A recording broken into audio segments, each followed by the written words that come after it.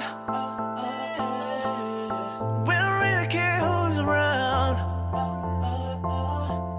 but baby, I'm with you if you gon' be down. 'Cause girl, you're just so comfortable.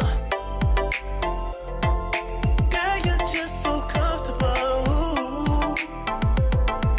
Girl, you're just so comfortable. I hope that you just feel it out too. Girl, you're just so comfortable. 'Cause girl, you're comfortable. It just feels so good just when you're on through. I just think it's so crazy what you do to me.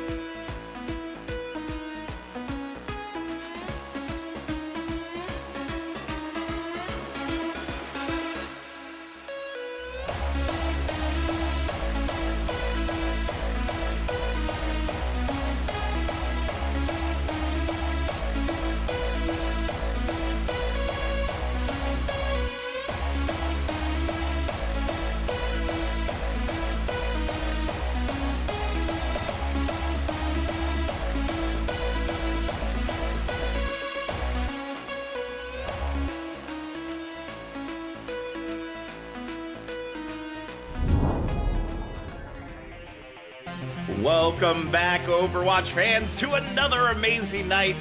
We have a fantastic match tonight, no question about it.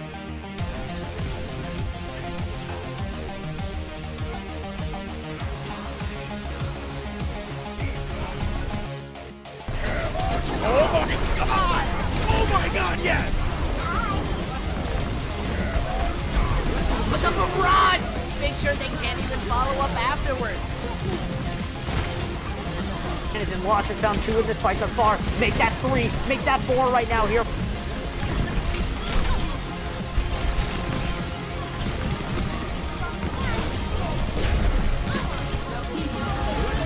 Dynamic team gets a 4-man tire. Those who find the picks will save the fight, and they don't really need to save what they've already won.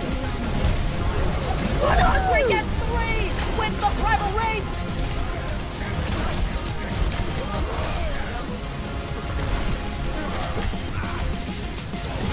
Experience tranquility.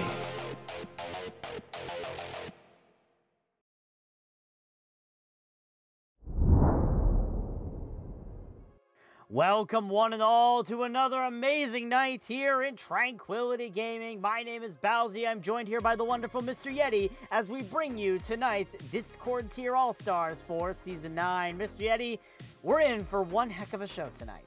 We absolutely are in for a treat of a match here tonight. It is going to be a great one. The Indigo All-Stars and Aurum All-Stars in our Discord tier. Really just a fantastic season overall for Discord tier. And these All-Star rosters are absolutely loaded with talent. You have across the board fantastic, long-time, well-known players. Reborn, Try, and Choi, obviously from the Champions Reminiscence. You have Lore from MI7, in addition to Fungin and Rocket from that team as well. Some fantastic players. And those are just a few. You have several members of also the SEAL Team Spuds, Joey Esports. You have some fantastic teams represented here in this matchup tonight. And all in all, it is the All-Star match. So as fantastic of play as you would expect from these players, you're going to get some pretty ridiculous shenanigans along the way, and I am really excited to see it. Yeah, it's always fun to see those shenanigans, not just the typical 1-2-2 style we see, but also some fun modes thrown in there for our All-Star event here. And no matter what, we're playing 5 maps to round out the night, so no matter the score, even if it's 5-0 or if it's a close 3-2 like we saw last night, we're going to be seeing 5 incredible maps of these teams showing their best and also their most ridiculous sides. Yeah, their best and perhaps their worst in many ways as well. So depends on the role they're playing. So exactly. Now we do have again those 2 1-2-2 maps in Shambali Monastery and Junkertown here tonight. But on top of that, we also bring you. We have already seen Mystery Heroes in every single match. That one's back for sure. We also are bringing you the all-one role variant where everybody plays one role on the given map. So all tanks, all DPS, all supports. We're also bringing that back. That was in our Harmony match. And then in addition to that, we have a new match type tonight, and that is Widowmaker headshots only on Ilios. So we're going to get to see some fine hit scan play on map 3 here tonight after halftime. So lots of fun here, but we're kicking it off with Shambali Monastery. Bowsy, the map we didn't get an opportunity to see much of here in Trank. We've been lucky enough to see it 3 straight times here in the All-Star matches. yeah, Shambali Monastery, definitely a new map that they've recently added to Season 1, or at least Season 2 of Overwatch, whatever you want to call it. But still, is a very interesting map. I've really seen a lot of different styles on this map, especially when it comes to that second point. And right now, with the side of Indigo, they are with the side of Aurum, I'm pretty sure actually that is on the left side. Yep, they are swapped. The rosters are swapped. The teams are swapped on this graphic. I'm sure Laggy's already working on fixing it, and if not, shame, Laggy. But regardless of which, both teams running out with the Bastion Reinhardt here, so it's going to be interesting to see which team gets the better of him here, as now Aurum on the defense trying to keep themselves alive. Nice bomb coming out there from Reborn, I think, just bouncing right back off and coming right back in his face. Yeah, you know, it ended up working out okay. Reborn putting a lot of pressure on Laura, wins the Bastion duel there, so this Reinhardt Bastion play, both Reinhardt shoulder tackling their way in there like a couple of football players, and it does look like Choi Soo-won is going to come out on top, finding 2 kills. And I have to echo Toxic sentiment in the chat here, Bowsy. This mirror looks so planned, and I don't know that it actually is, but we did get a changeover from Try onto the Mercy now. I mean, Try, I think, has been on that Mercy since the beginning of the Oh, match. they did. Just hasn't been able to do a lot on that Mercy, but regardless of which, definitely seems odd it's a mirror, especially when both of the tanks right now in the game are both from the same team. They're both from Reminiscence, and the Reinhardt was probably intentional here. The Bastion might have been a little bit of lengthy discussion between Lore and Reborn, but Reborn right now is sending bullets into everybody. Reborn finding Fungin there, the main support from MI7 this season, finding Laura takes out Bloodhungry as well. So seeing a strong Reminiscence presence here in addition with Choi picking up a couple. And go figure, of course, the two teams that kind of set the tone this season in the Discord tier, MI7 and Reminiscence being kind of highly featured here in this feature match. You wouldn't expect anything less, but I guess there you go, Choi finding another kill there. Yeah, but Bloodhungry's going to be able to maintain difference his own off-tank partner, his former off-tank partner there. But the point is still going to be cat tier 4 aura for the Indigo team. Bloodhungry just going in the back line, giving Zorfcon a little bit of that teabag, but will sacrifice his life for it in the end as he has a Bastion just pumping in that shield. Laura's going to be able to get that advancement of burning down the shield with Bastion's artillery form, or whatever that form is. But regardless, Indigo pushing that cart now through the closed-in part of Shambhala Monastery. This is a tough hill to take here, but honestly, there's no real organization necessarily in this All-Star game, so we're not exactly seeing a great contest come out from Aurum currently. Bloodhungry does have that Earthshatter, though, so I do look for Bloodhungry to get in there. The artillery barrage comes through, Reborn taking down Fungin there, and Rocket trying to escape here as well. Bloodhungry, again, sitting on that Earthshatter, is going to send Zorthcon to the Shadow Realm. My goodness, Bloodhungry, that is very efficient there. And Try with the res on the Reborn. Aurum back at full strength here, and Indigo back in the spawn room. Yeah, definitely. And the hardest part is that they stopped him right in this cave, as you mentioned, is one of the most difficult ones. I basically call this cave a combination of Horizon Lunar Colony and Circuit Royale. You have to try and go through a very narrow gateway, and you also have to be careful of the loop on the left side. Rocket gets 2, and once again sends Indigo back to the spawn room. I mean, Indigo don't even have a chance to push up. They just get pooped off the map by Rocket. It's times like this where I wish we had like 7 observers to where we could potentially get a replay of that. Obviously, not the case here tonight, but that being said, dang, that was crazy. Wait, is this... Oh, he's trying to do it again. I thought this was a replay. No, he's just a mad lad. Rocket trying to go at it again here. Not necessarily finding the same success. I guess fool me once, shame on you. Fool me twice. Yeah, you know the line.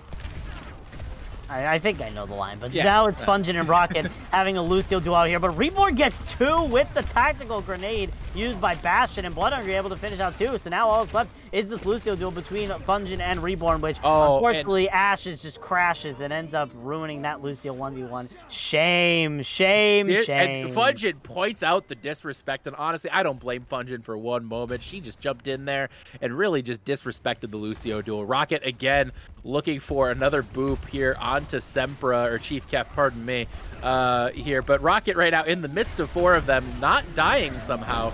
You have to call that into question, but what you don't question is the absolute main tank differential there from Choi Soo-won onto Bloodhungry, and takes out Reborn as well. A statement made against his Reminiscence compatriots.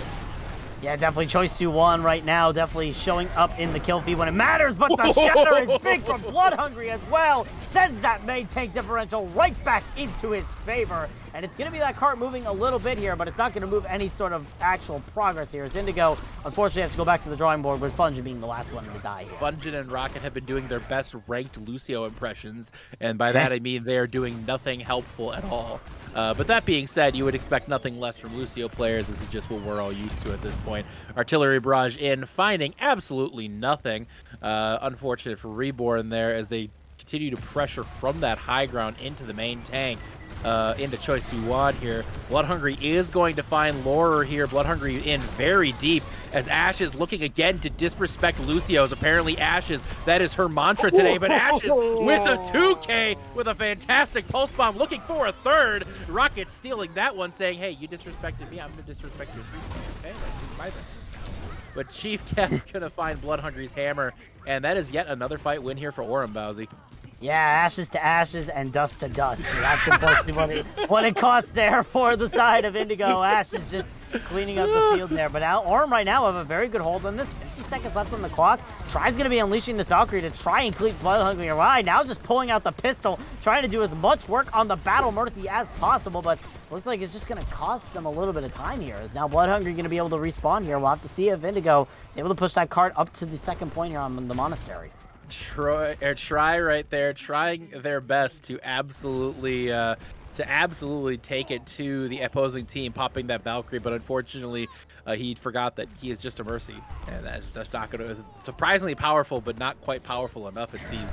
Choisu, my goodness, Blood Hungry in the back line, 1v5. He just does not care. He's going to go down there and he's going to make a statement onto Funjin. He does pay the price, however. But Funjin finds their way back into the spawn room here as the overtime wick begins to burn. Yep, overtime starting here for Indigo as they now have finally made it outside of the cave. There's still a little bit in order to get that second checkpoint, however. We'll see if Aurum have any sort of answers for it. But that grenade coming out from Reborn going to do a lot of damage. We'll see if it's able to separate the members of Indigo as Blood Hungry's just going to stand here. Blood Hungry contesting the cart with... No. Oh my god! Oh my god, he just boomed Choi! This is why Choi plays off-tank, for the record. This is why Choi is an off-tank player, because that differential is real right there from Blood Hungry. That said, Blood Hungry is taken down. Reborn gonna pop the artillery barrage, trying to clear off the point. He will find Funjin here, but that's not gonna be enough. Choi very low as well as Chief. Chief kept hanging in there just barely.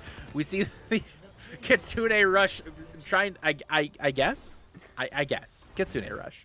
I mean, I think the Fox can propel the gas in that cart. You never know. The spirit of gas could definitely be within that Fox, regardless of which the cart does make it to the second point. So now we're going to be heading toward the 4 Masters here, and Blood Hungry is looking for another flanking charge onto Choi Su-won. I think Tri might have exposed that location, and now Reborn's out of the picture on the Genji. I mean, that's just the state of Genji right now, just going in, dying, and then coming back. Yep, go back into the spawner. It's the respawning simulator. There you go. That said, Laura also letting Ashes play that game as well. Laura finding the head of Ashes there, sending her back to the spawn room as well. But we do see a lot of kills slowly staggering out here as Indigo is continuing to push that cart through. They are in the last few meters of this point 3, and they have 30 seconds on the clock. It's basically last fight territory here with not many ultimates in the bank. Choi does have that Earthshatter coming up, and you know, that wasn't the most effective charge, but that was an effective Earthshatter there from Choi Su-won. We're going to see a couple of kills coming through, but here come the kills now for Aurum as Reborn onto the Genji, trying to prove that maybe this hero is capable of doing something.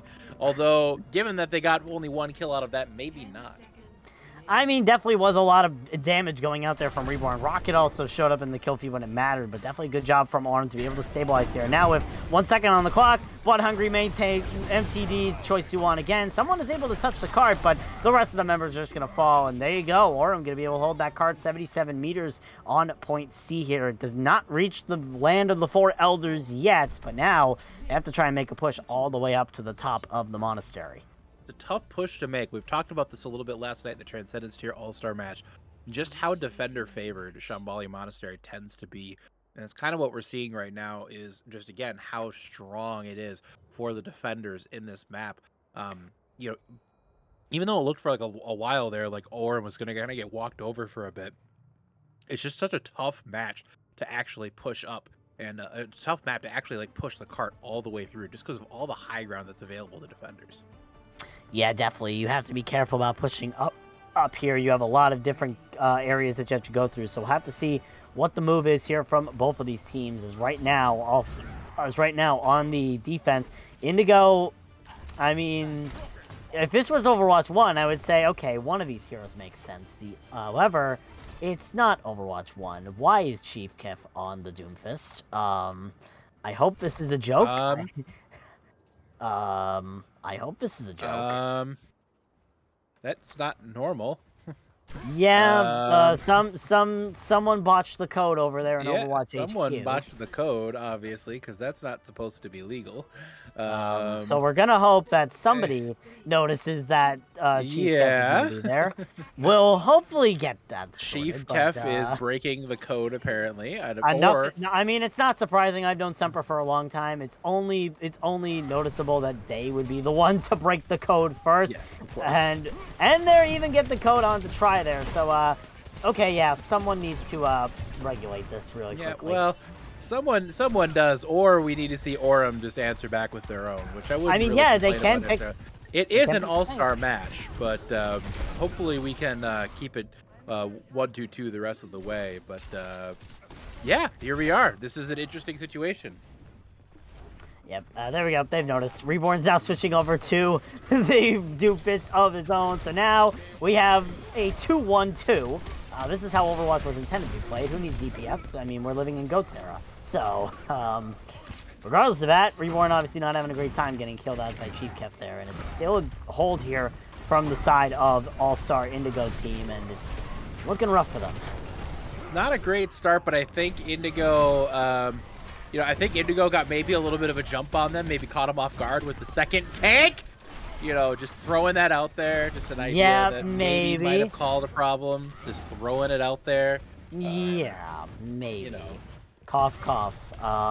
But we'll see if there's a response coming out here from Aurum. I mean, obviously they have the second tank for themselves. Ashes is also on the Sojourn now, trying to pump in damage, and Rocket finds a big pick on Delora, and now there's an opening.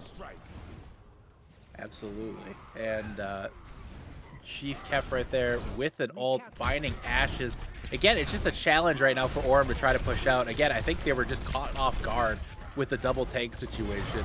But nonetheless, they have an opportunity to rally back here with this. I'm sorry, that is the raw other teams. Oh my goodness, there's a fantastic version out of them, Blood Hungry, and that is just going to take care of business here. The staggers are slowly starting to work in the favor of Aurum. Yeah, definitely Aurum. They have that spawn advantage. They're going to be able to take advantage of it now. And you see All-Star Indigo now just Laura and Fungin just resetting themselves, succumbing themselves to the power of Reborn Doomfist. As it looks like it's going to be Indigo trying to push in. They were able to get the kill on the Chief Kef, but Reborn gets the return kill onto that Doomfist and sends Chief Kef a little bit of a teabag as that card starts making its way through the streets of Shambali. Finally moving some cart forward here is Aurum. Finally some good cart. My goodness. Try right now sitting with that Coalescence. Try, I don't know if many people are aware, really is a Moira player. They do love the nails, so we do see if Try can use that Coalescence to the effect of bringing Aurum up the rest of the way here to point B, but they have a bit of a way to go at this point. Yeah, definitely. So we'll see Try going for the nails, going for that DPS Moira, and it's able to help out Reborn get that kill here on the Chief Kef now. Popping the Coalescence, looking for more. Zorfcon dies to Ashes Railgun. That would have been possible without that Coalescence, and the Coalescence does even more damage to Choi Su-won, who just gets melted out. The nails are working in the favor here for Aurum, and there is finally a final blow for Try. Make that 2 to send that card toward point A. Now, I do want to point out, Try, following the appropriate Moira tactic, had the opportunity to heal his teammate, but instead of doing that, he decided instead, no, I'm going to let you be critical, and I'm instead going to DPS this Reinhardt. And that right there is what separates the ranked Moira from the team play Moira. And I respect the play. I respect the play from Try, definitely falling into the stereotype that you would expect of a ranked player. Yeah, definitely. You gotta love that stereotype of ranked players, especially in this situation where, I mean, Rocket's beating himself so that he can get 2. I mean, that is just the situation here. You gotta make those risky plays, especially in ranked play. And Rocket says, whoops, to comment on that. I don't know if it was a mistake or not. Regardless of which, now it's starting to get serious. Chief Kef's now on the Roadhog and wants to make everybody's life miserable because, you can't play Overwatch without having to play against Roadhog, and right now we have to play it in the first map, despite the fact we didn't see it until map 4 last night. Here we are, nonetheless, the Roadhog in play. It's a shame to see it. Chief Kef just with the most dishonest hero, and Toxic pointing out that, the Toxic. Let me get started about Toxic Blade 47, okay? We're gonna drop what we're talking about the match. Let me just talk about Toxic Blade 47 for just a minute here, because I have a problem with that. I have a problem. Never mind. I'm not gonna go into it anymore. Nobody wants to talk about it. He's just bad. Toxic Blade 47 is bad. Spam in the chat for me, please. Yeah, can we get that spam in the chat, everybody, please? Spam it in the chat. Toxic Blade 47 Oh! is... My God, though, that was good. That was just good is what it was. It's Blood Hungry with an Earth Shatter of impeccable proportions there. My goodness. Yeah, that Earth Shatter from Blood Hungry turned the tide in favor of All Stars Aurum there. Indigo used the Kitsune Rush, but had to get it canceled out. Reborn now finishing off the kill on the Chief Kev, sending that whole hog right back to the spawn room. And now Aurum in a pretty good position to be able to cap the second point here on Monastery, but they have to push through the Reinhardt of Choice 2-1 here, which, I mean, if the rest of the match has been an indication, easy task. Easy task indeed. Here comes Tri popping the Coalescence, actually using it to heal the team. A questionable move there when he had an opportunity to instead inflate his damage numbers. But nonetheless, he's going to go ahead with that. Ashes, she's taken down here by Fungin after that big hook. Reborn going in with that huge Meteor Strike. Gonna take down Laurer, trying to get away on that, Yeah, oh, that was weird. That just looked weird to me. I'm sorry. That made me like pause for a second. Yeah, I can understand that motion sickness factor. Got to add that to this. Oh no! Did Choice 2-1 Shatter just get canceled by the punch? Oh no! It did. You hate to see it. I mean, maybe you love to see it. Yeah, it depends. It depends. Are you a fan of Choice 2-1 or are you not smelly? But that's besides the point. Second point's capped here by Aurum, and now they're starting to push toward the 4 greats of the Shambhala Monastery there, which you see all guarding the third point, and that's where the golden box of victory lies. Absolutely. Choisu won there with the kill on the Blood Hungry there. So again, the tank duel between these two Reminiscence teammates continues. Reborn right now in there on the Doomfist, trying to get in and do some business right there. Laurer pops the overclock, stops the teabag, respecting the play there. Chief kept with a couple picks there as well. The Blood Hungry holding on to this Earth Shatter, gonna get out, gonna take Choi. Nope, not quite gonna take Choi with him as he is sent back to spawn room. Yeah, definitely. Now Indigo going to be able to take this close hold here, especially that it's much more harder to be able to set up everything here. Indigo looking for a way to just keep this together. Ash is able to finish out Chief Kev, but sacrifices his, or no, actually doesn't sacrifice her life for it as Sorfcon does get the kill, and Reborn comes in! There you go. Reborn finds 3, has the adaptive shield to even pop an emote while they're at it, and that's going to be Aurum pushing that card toward the golden box of victory. That was beautiful there from Reborn, finding a few picks to close out that fight here. We see the Kitsune Rush now in from Indigo, as well as that Sound Barrier trying to get back this cart and take control of it. Tri is going to pop the Coalescence here, gets into the back, but we do see going into the back line right now is Laurer and Chief Kev, but they're both going to be taken down. That's a team kill, and that is a map 1 win for Aurum. Yep, Aurum able to take that in some sort of tomfoolery in the roles that we saw, but regardless of which, Aurum able to take it home. I mean, hey, Doomfist technically was a DPS hero. You could say it was 1-2-2, but no, not really. Anyway, but still, Aurum, really good job being able to push through Shambhala Monastery. They did look desperate at some points, but this was the turning factor. This Meteor Strike that Reborn had comes right in the back line, lands onto both supports, and then just finish off Laurer afterward. Just a really good move there from Reborn to be able to identify that was the situation and help guide their team to the victory on the first map. So definitely a good map there for All Stars Aurum, but now Indigo got to try to start picking up the pace as we head into our second 1-2-2 map. And it should be 1-2-2 and not have 2 tanks All-Star players. You know, I respect the gall of them to make that choice that they did, but hey, we're going to get back to it here. Moving over now to Junkertown for our next map. These maps were actually chosen by the players. They were given a choice of 2 escort maps of choice, and for some reason they chose Junkertown. And you might be asking why, and if you're asking why, you're also asking the same question I am, because in my opinion Junkertown is a hot garbage map. But hey, here we are, and we're playing Junkertown, I guess. I mean, we definitely could see some shenanigans on Junkertown. I've seen pirate ships on Junkertown aplenty. I've seen fun Widowmaker duels, which, hey, could be something we definitely see here on Junkertown. People could be warming up for some other maps later on, so definitely could be an interesting situation we see here for these two teams as we're going to be heading to that next map here pretty shortly. But overall, pretty good night, and we'll have to see how these two teams are able to bring it forward here. As again, Aurum did win the first map in our series and do take that home. Absolutely. We do have a couple people who unfortunately weren't able to make it tonight who are being also honored as All-Stars this season. We have Antonio or Decora from Chicago Deep Dish, their lone representative here in the All-Star match, as well as Sam or Pabu from MI7, who was one of their 4 representatives here in the All-Star match. Yeah. We had a nice team split here. Worth mentioning, Reminiscence ended up having a total of 4 All-Stars overall. Take a look. Steel Team Spuds had 3, MI7 with 4. You see Joey Esports also bringing in a couple or 3 of their own.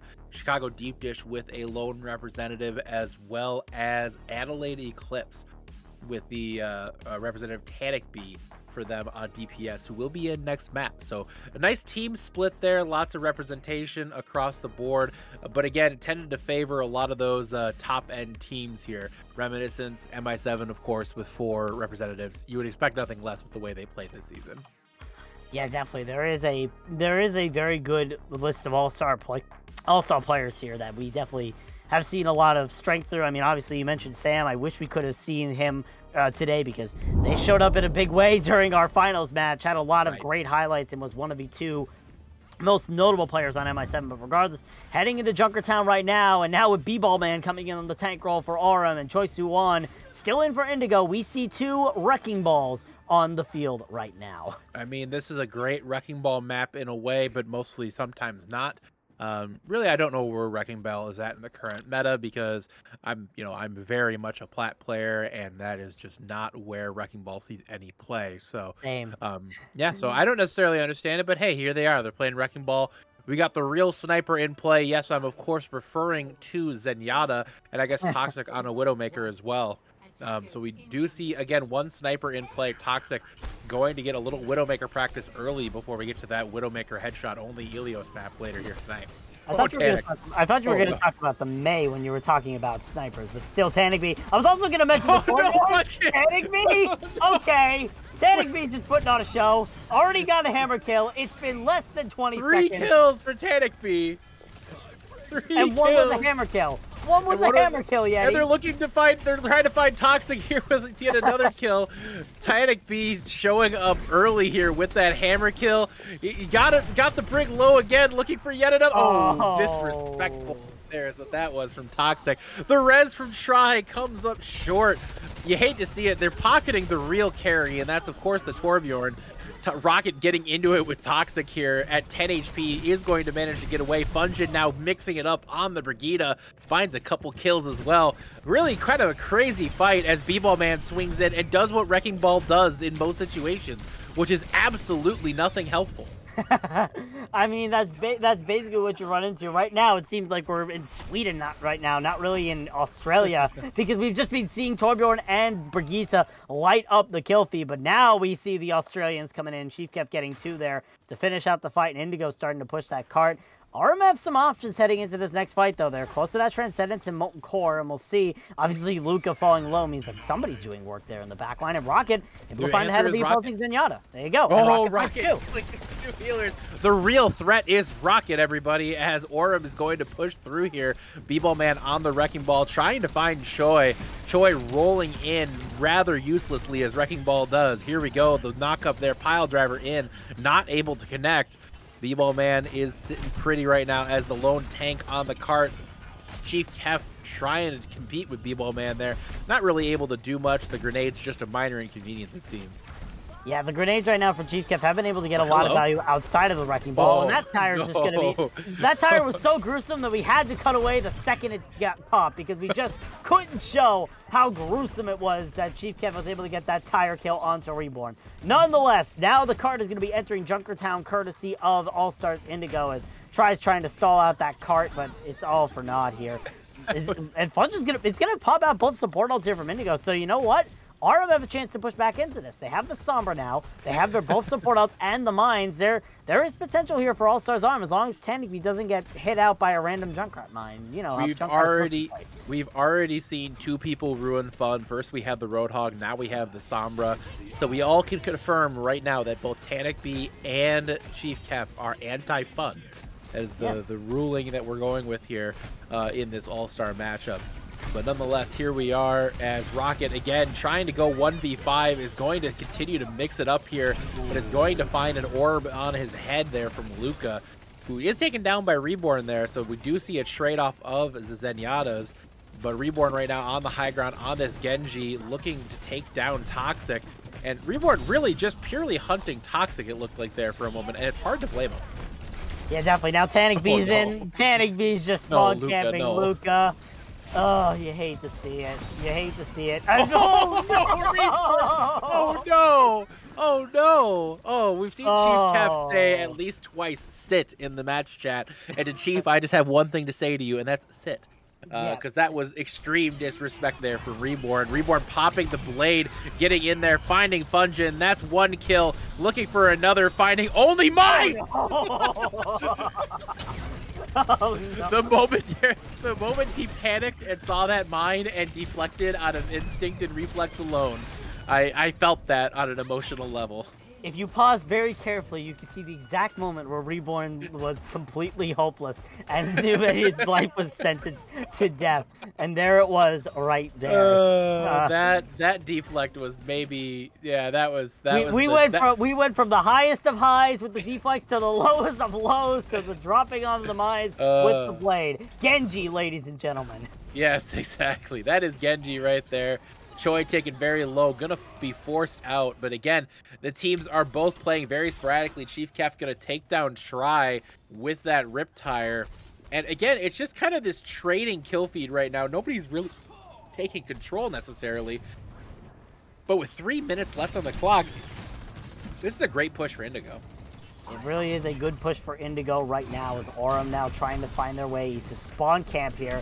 There's a dive coming in for B-Ball Man, but it's just so much damage. Rocket able to pass the Transcendence, but a little bit too late. Absolutely, just a touch too late there with that Transcendence. Luca building up one of their own, worth mentioning right now. Fungin getting in there, mixing it up on the Brigitte. Brigitte now with a massive buff. A 50 health on the shield, really changing the meta there. Thank you, Blizzard, with that massive change and buff for Brigitte. Really bringing the worst healer in the game up to slightly less but still awful levels. So good job on that one. But nonetheless, here we go with Aurum on the, or sorry, Aurum looking for an opportunity to defend here. They do have that. They do have that EMP in the books here.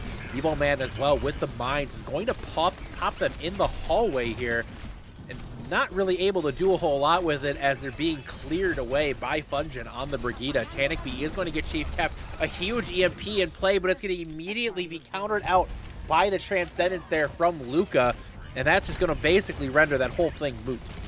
Yeah, definitely. And I mean, the mines were in a good spot for Fungin because, fun fact, if you use your whip on the mines, then it actually counts toward Inspire Healing. So Fungin just basically had a free health pack laid out right in front of them, as now Indigo's starting to push forward. Try has to be able to touch this cart with the beat. I don't think they touched the cart. Yeah, that's nope, that is a Charlie Niner, I believe. Not quite. You know, that wasn't quite the play, but you know. Here we are. Apparently they mentioned me in the chat. I'm not sure what they said. I'm actually kind of curious.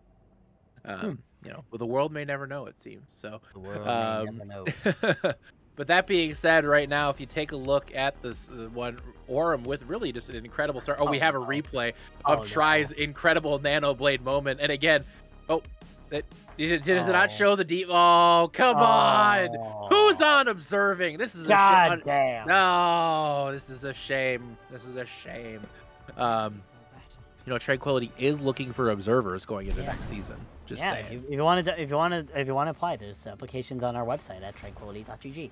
Regardless, Indigo now coming out on the defense, and we see Choi Soo-won sticking to his signature Sigma here, but I'm more excited about what's going on the side of All Stars Aurum there.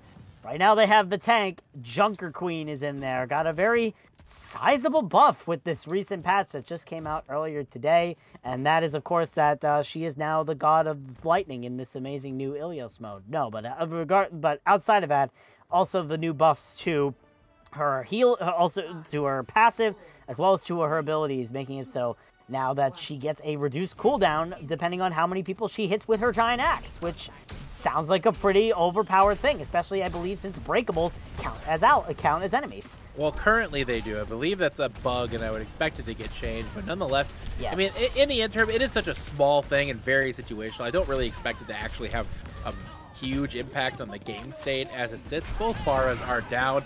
They will both be rezzed by their mercies as well.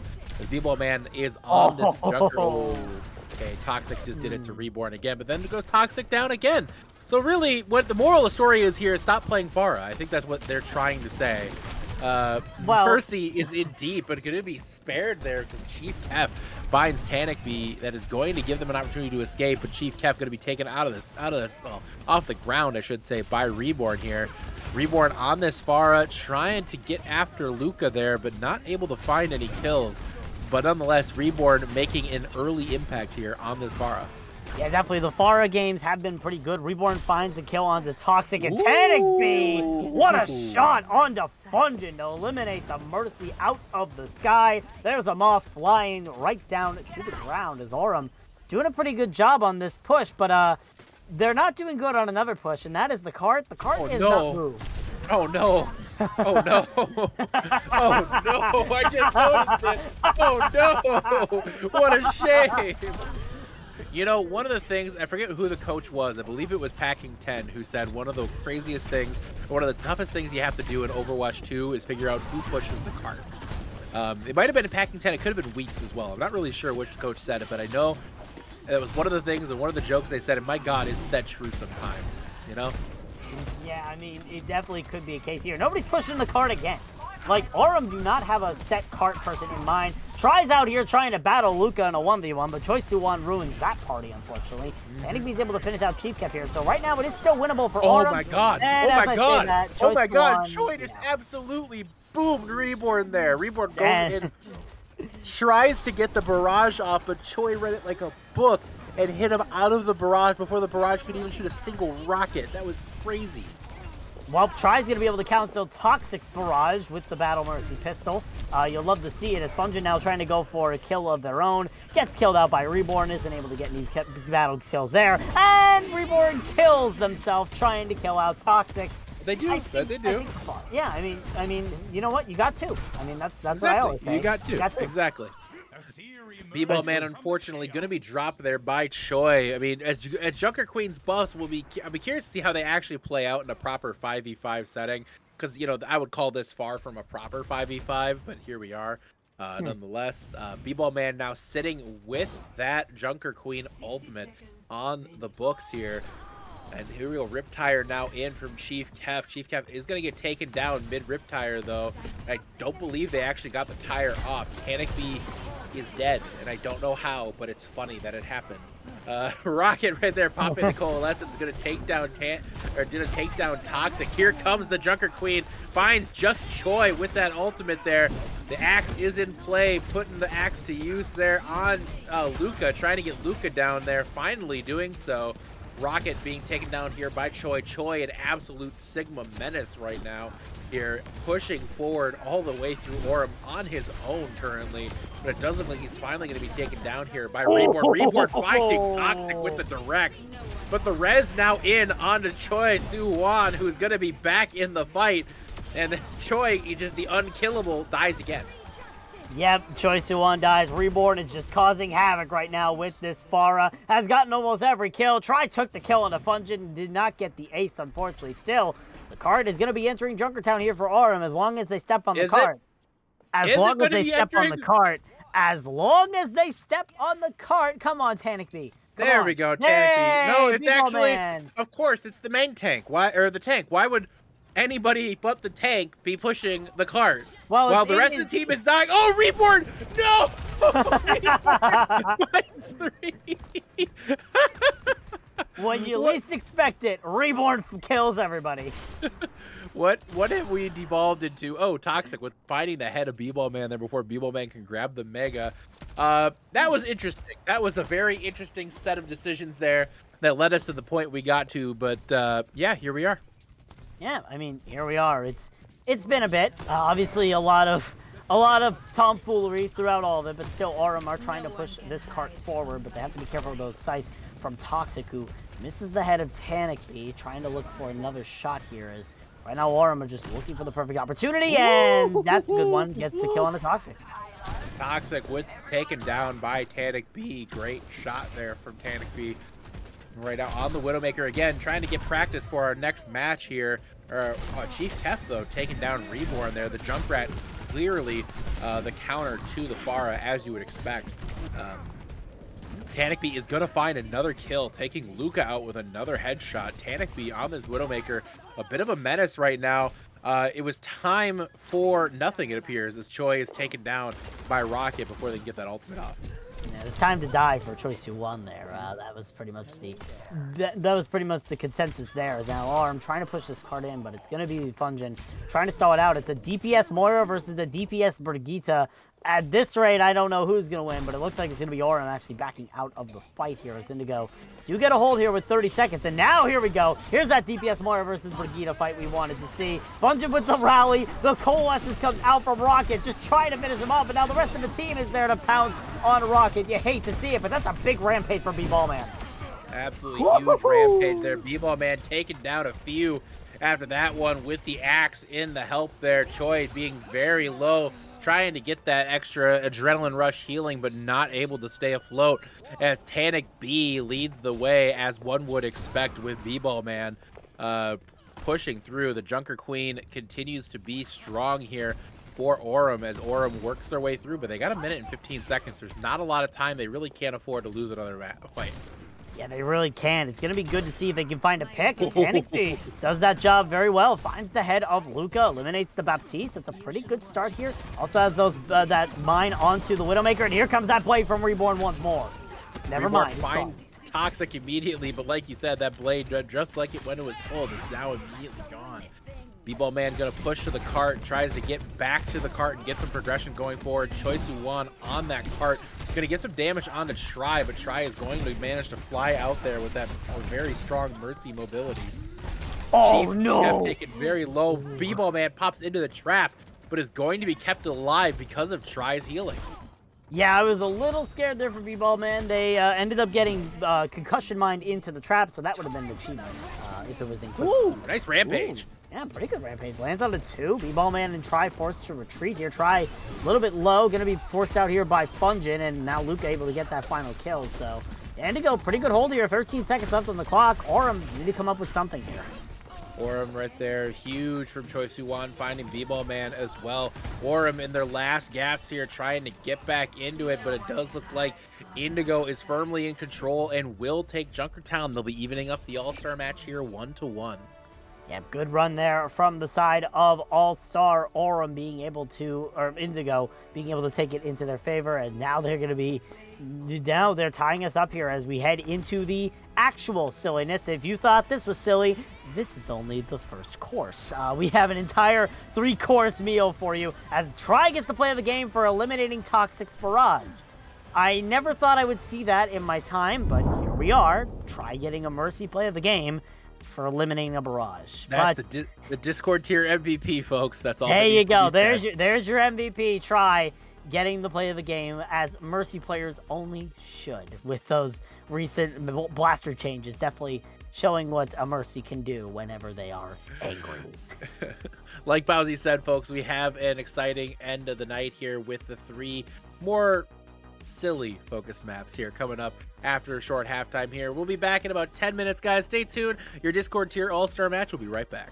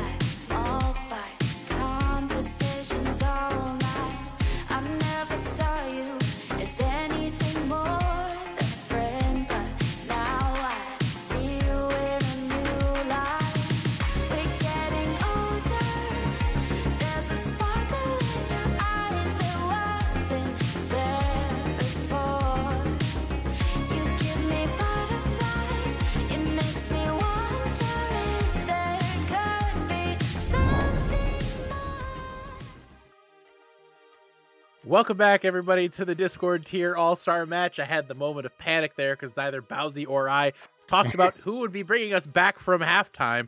But nonetheless, we made do, just like the All-Stars are making do tonight here on this match. It is a little silly. A little bit of shenanigans are taking place. But as we say that, we get to the most gentlemanly of competitions, of course. That is Widowmaker headshots only. Yeah, you gotta love these gentleman competitions, usually a feature in our event week. Now bringing over to the All-Stars with not really a sort of gauntlet, more so it's just a map. So we'll have to see how these two are going to be able to handle a Widowmaker 1v1 headshots only game, and which team is going to be coming out on top here on our third map of the series. Definitely a fun series so far. We've seen a lot of shenanigans, some actual play, but mostly shenanigans. But regardless of which, we're in for one heck of a final showing here in this day. Absolutely, it's going to be a lot of fun here. Again, we have the Widowmaker headshots only, we have Mystery Heroes, and we have the all-for-one role going on later tonight here on map 5. You do get 5 maps of Overwatch action here to look forward to tonight. But I have to say, I'm definitely excited to get the Widowmaker headshots only. It's a lot of fun. We normally only see it here in Tranquility during the Widowmaker 1v1 tournament during event week. But we get our treat here today in getting to see a 5v5 headshots only. It's going to be pretty crazy, especially when we get to Ilios. I'm kind of curious how that's going to work out. Yeah, that definitely will be one to watch out for. I think when we go to Ilios, it's going to be all over the place when we get those Widowmaker headshot 1v1s. Obviously, Ilios Ruins is a really good Widowmaker map. The other two, not so much. So we could see a lot of weird Widowmaker strats that people are trying to pull. We could see a lot of flashy grapple shots that people could try to do as well.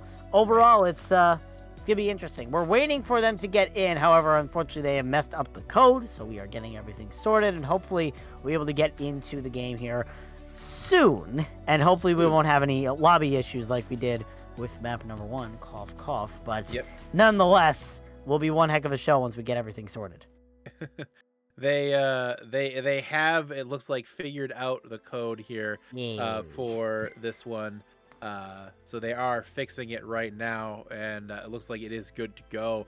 Again, Widowmaker headshots only on Ilios. I'm not sure what was messed up, considering I set up the code and I'm infallible, as you guys know. But nonetheless, they seem to be figuring it out and getting back in here fairly quick. That said, once again, reminder for folks, this is our last Tranquility broadcast, official broadcast for season 9. We do have another broadcast coming up, however, on Saturday. That is our underrepresented minorities in gaming pugs that will be featured on this channel. Shortly thereafter, coming up in about, looks like about a week or so here, a little bit longer than that, we have your League of Legends tournament starting up here through Tranquility. Your first broadcast for that is set for the 14th of January. So we'll be looking forward to our first League of Legends broadcast of 2023 coming up shortly after this season. As well as a reminder for those who may be tuned in here, sign-ups are open for Season 10. Get your applications in. Yeah, we want to see those applications in. We want to see some amazing teams for Season 10 because, let it be known, Season 10 is going to be a big year. Our 10th season of Tranquility. We could see a lot of mayhem. We could see a lot of cool stuff that season. But now, the gates are open. The Widowmakers are currently out. And right now, I believe, are they having a... okay. Aurum is just taking their sweet little time, just making sure that they know where the enemy Widowmakers are. They don't want to peek around too many corners. What? Or they're using the emote. Right. I forgot that Widowmaker emote was added in the Battle Pass. Why are they moving so slow? What is... Something is wrong here with the code. I'm not sure what exactly happened. Yeah, why? It's only the Aurum. It's only the Aurum team too. Either they're using controllers or they are moving that slowly. I can't really tell. I'm not really sure what exactly happened, but here we are, and it looks like Indigo is operating at normal speed while Aurum is operating at interesting speeds. I'm not really sure what exactly is happening, but here we are. That nonetheless, it looks like everything has normalized out. I don't know, maybe they were using controllers, Yeah, I think what might have happened. Reborn probably has a controller. If you nudge your controller ever so slightly, you can move extremely slowly. So probably Reborn was just nudging their controller extremely, like, very little, and was just moving barely because of that. So that's probably my assumption. I mean, the rest of Aurum was just falling behind B-Ballman. B-Ballman was leading the charge, and now Indigo Lore, is just, though. My yeah, gosh. Lore. I mean, there's your best hit scan winner right there, Lore, popping up when it matters. Ashes, though, with the headshot there, but Ashes is taken down by Fungin. Orem going to have to try to get on this point here and start turning that progress around. Again, we will get all 3 points here regardless of how this goes.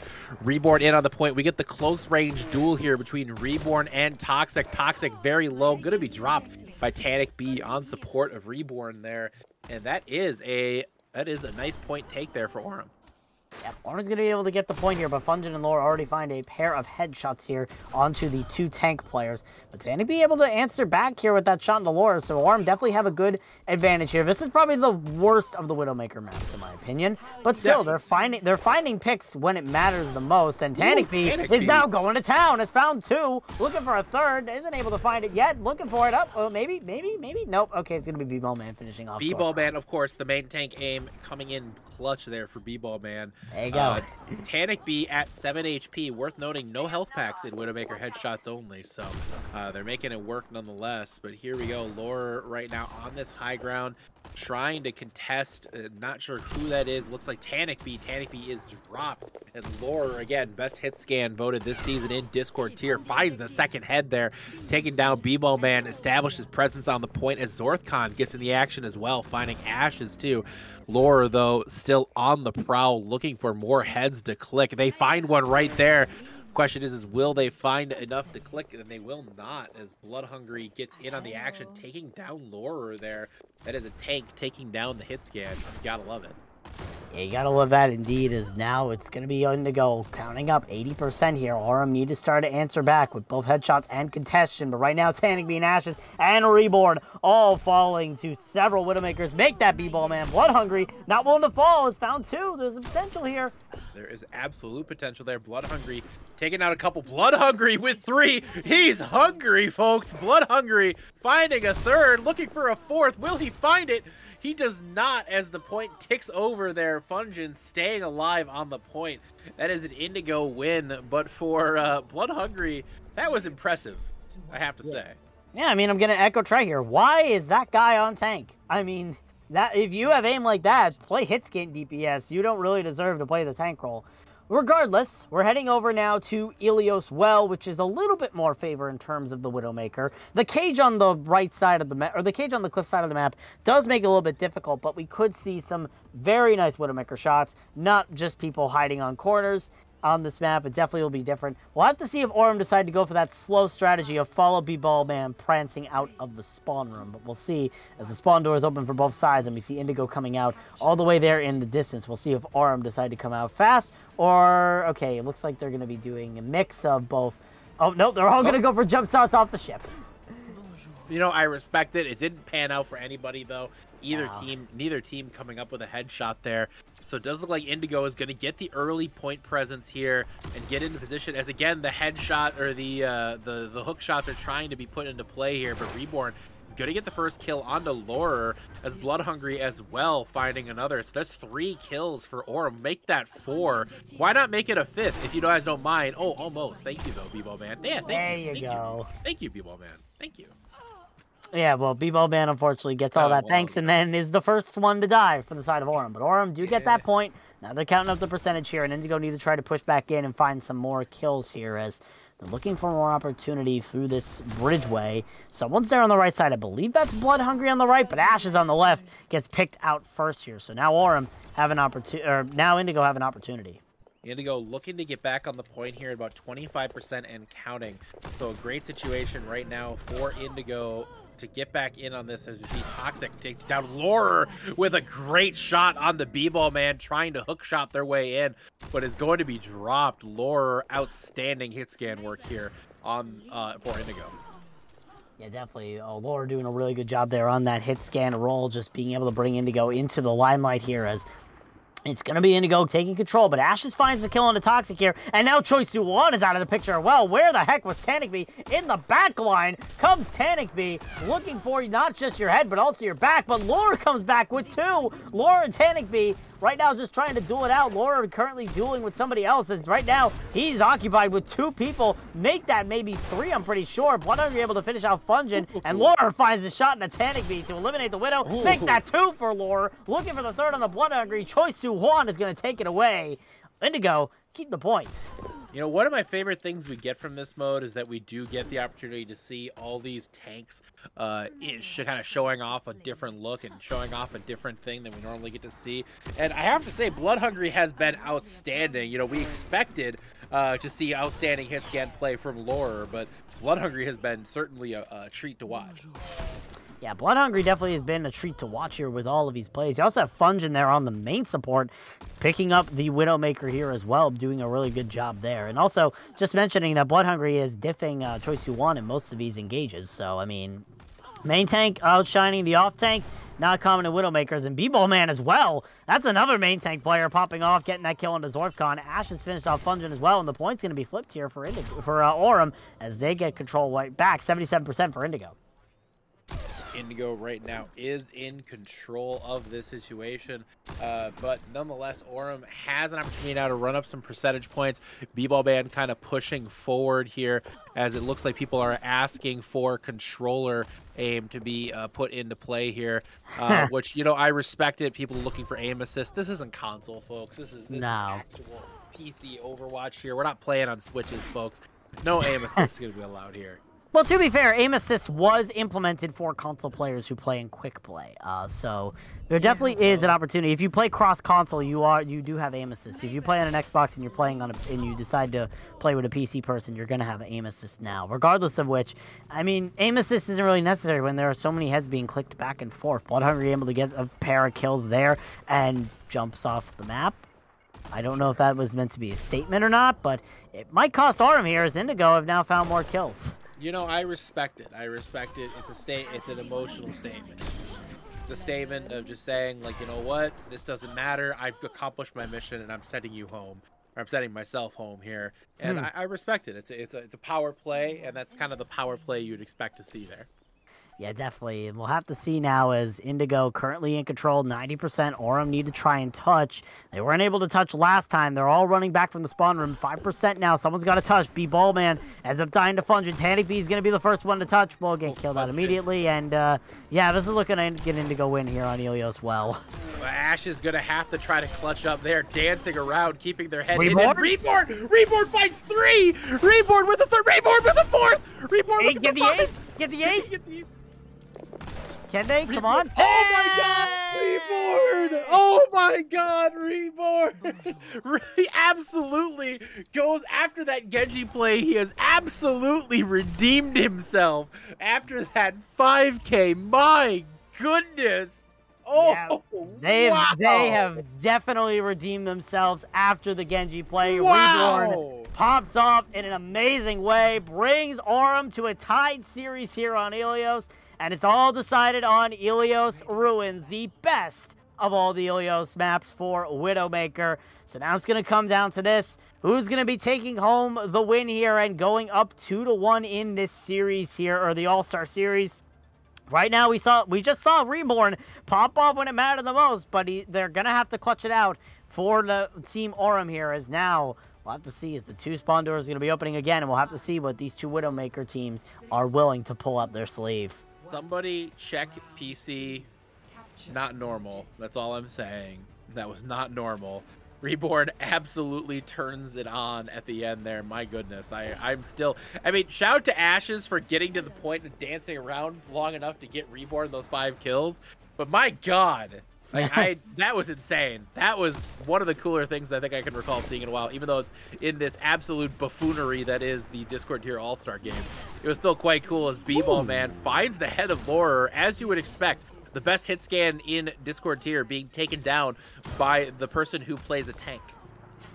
I mean, we've seen a lot of tanks get a lot of good shots, but a main tank is where everything starts to go tipsy-turvy here. So Indigo being able to try and turn this point in their favor, but Blood Hungry now getting a kill onto Fungin here. The main tank diffing the main support, as now it's a battle between Zorthcon and Blood Hungry. Both of them have already been tapped in the head, but there was not a crucial pick, as Blood Hungry has turned that CPI up to max, just doing a ballerina spin, trying to find their way in. Make sure you look away. That's going to make you dizzy in an instant, but now she's going to let B-Ball Man find 2, looking for a third, finds the third. B-Ball Man takes advantage of the distraction Blood Hungry and gets 3. B-Ball Man with a couple of fantastic shots there. Going to come up big and take that one and start ticking up the percentage for Aurum here. It's a great looking start here for Aurum. A couple of very strong plays from a couple of different people you wouldn't necessarily expect to see come popping off on Hitscan, but nonetheless, here we are. Lore going up, finding B-Ball Man with a great hook shot there. And that is going to start setting the tone here for Indigo, but Aurum answers back. Reborn finds the big kill onto Fungin. Blood Hungry taking down Toxic too. The kills are starting to trade, but here comes Lore heating up at the right time for Indigo. That's 36% and now stopped for Aurum.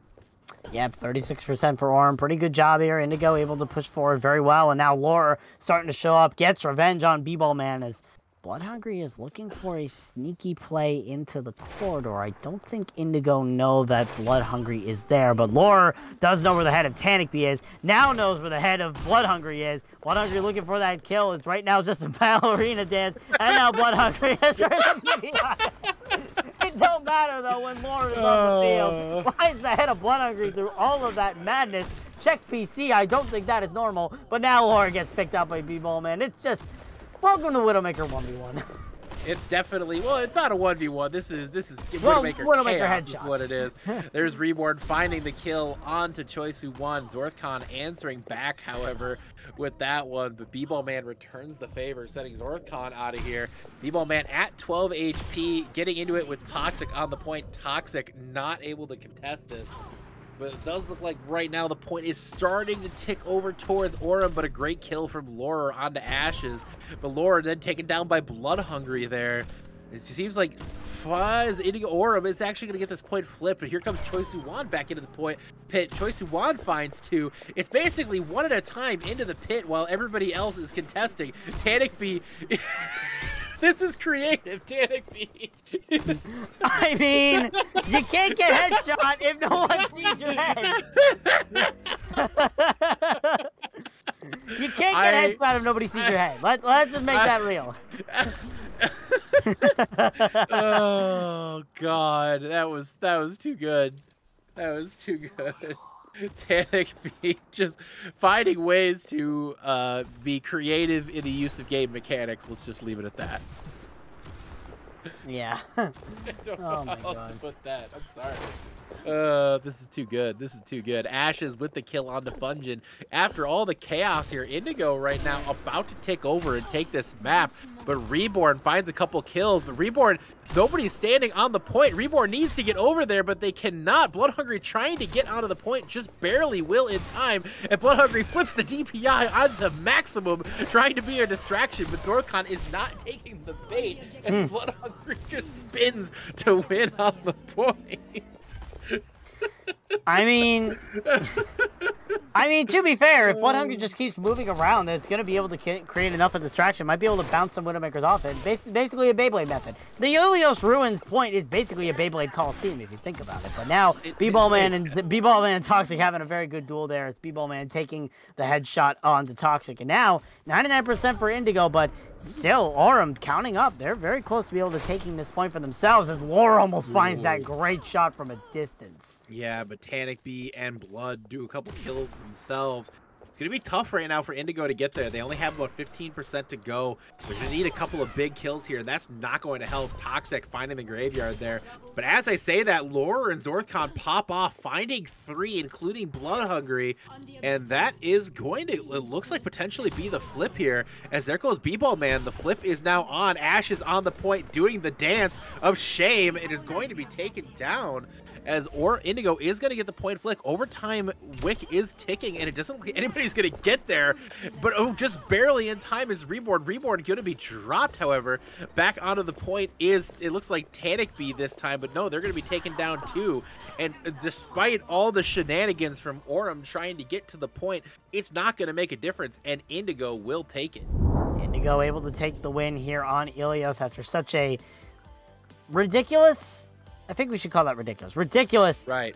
Situation that we were presented with, but still a super fun situation nonetheless. A really good showing from both of these teams, and the Widowmaker skill that some of the unsuspecting players should have. We highlighted a lot of the main tanks and main supports compared to the DPS players when it came to all of it. So definitely a fun showing there for the Widowmakers. And now it's going to be All-Star Indigo up 2-1 here. So we'll have to see what the move is here for our next map, as I believe we're heading to Mystery Heroes, Mystery Eddie?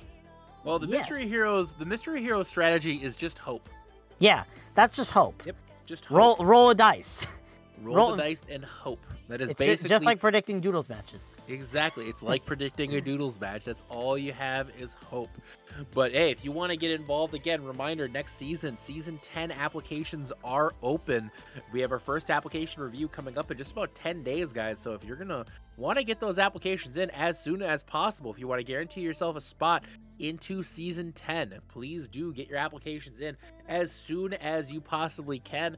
We, again, will be doing our first reviews on these on the 16th. So not a whole lot of time to work with here, folks. You got to get those in as soon as you can, as we get some replays of that Widowmaker headshots only map on Ilios. Toxic with that great starter 3K, and Tanic B with a big couple kills of his own. I really hope we have that Reborn 5K in these replay package. If not, totally understand. Laggy, you're still amazing and you're still great.